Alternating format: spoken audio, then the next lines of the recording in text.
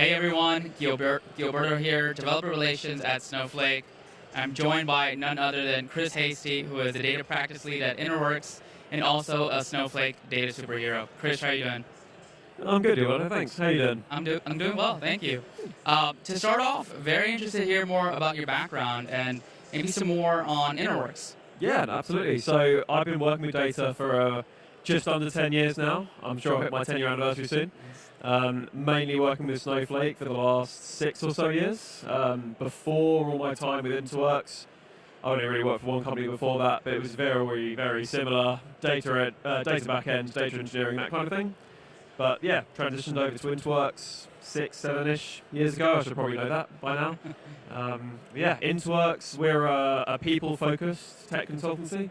So what we mean by that is we're all about the people as opposed to just achieving the technical goal. We're about what the people want to achieve, what the people want to get out of the data, and trying to help enable them as opposed to just kind of rocking up and telling them, well, we think you should do X, Y, Z, and that's how you're going to do it, and that kind of thing. Got it.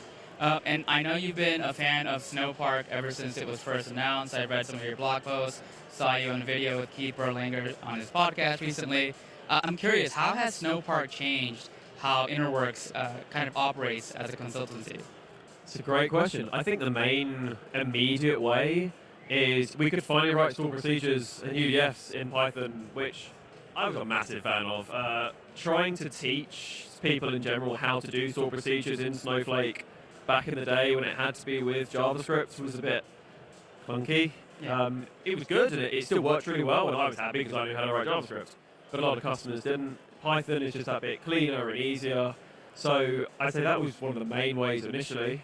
But beyond that, just this ability in general now for us as a consultancy to say, right, we're going to write a load of stuff, we're going to have it all in Python, we're going to store it locally, and all we have to do is add a little bit to connect to whichever the client instance is at the top, and suddenly we've got a whole load of reusable scripts that we can deploy for each customer, for whatever their use case is, and it just makes our lives a lot easier, and it means that we can give them it, but we can also allow them to access a Git repo or something to get the most up-to-date version of whatever that thing is as time goes on. And yeah.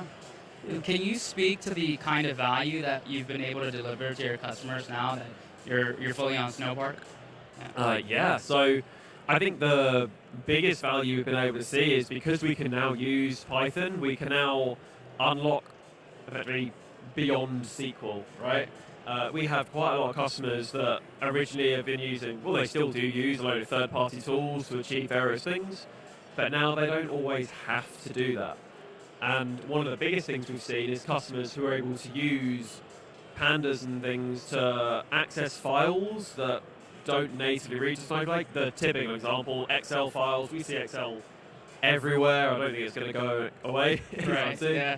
But because we can now just in like 3 lines of code say, yeah, read that into a data frame and now ingest it straight into Snowflake, we can now ingest Excel into Snowflake without paying through the nose for a third-party tool to do so. Right.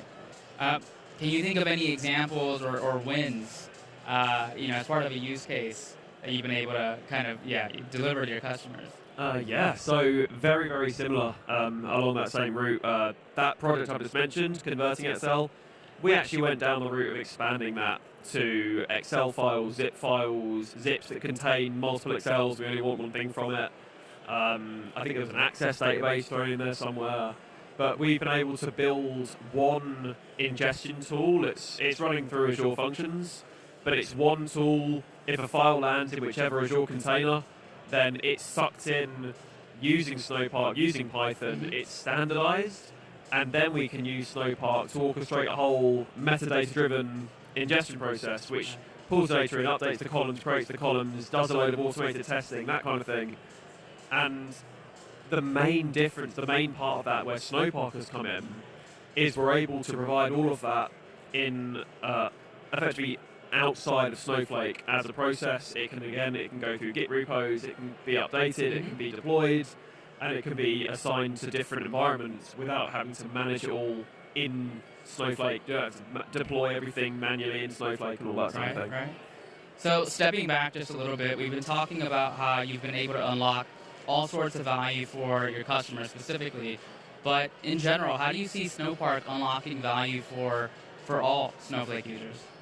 Yeah, I mean, I will be honest, before today or before this week, I had a completely different answer for this planned. I've now seen data-driven apps just pop up in all these announcements. And I've got to say, it's got to be that, right? Like, if customers, vendors, suppliers, anybody can now go and create their own app using Snowpark and then deploy that out to anybody who wants to use it, then you've effectively brought that capability, that presence to anybody. You don't have to have a whole marketing team behind you. If you've got a good idea, you've got a good thing, even if it's a simple thing, it's just something you do well, you can immediately get that out to a whole world of users just by putting it up on a marketplace. Yeah, absolutely. So Chris, I had a lot of fun talking with you today. For folks who are watching, where can they go to learn more about InterWorks? Or maybe some of your own content that you have? Oh, there's plenty of places. I mean, InterWorks.com, I've got to say, if you're talking InterWorks. My own LinkedIn, I've got a lot of stuff on, just if you type in Chris Hastie on LinkedIn, you should find me quite easily. I've got a whole load of blog posts out there. I've got a series on Snowpark, a series specifically with Azure and AWS. And, well, InterWorks in general, we've got a whole load of stuff out there. So, Great. yeah, I can that's what it's up. Make sure you check it out. Thank you so much, Chris, for being here today. Cool. Thank you, Gilberto.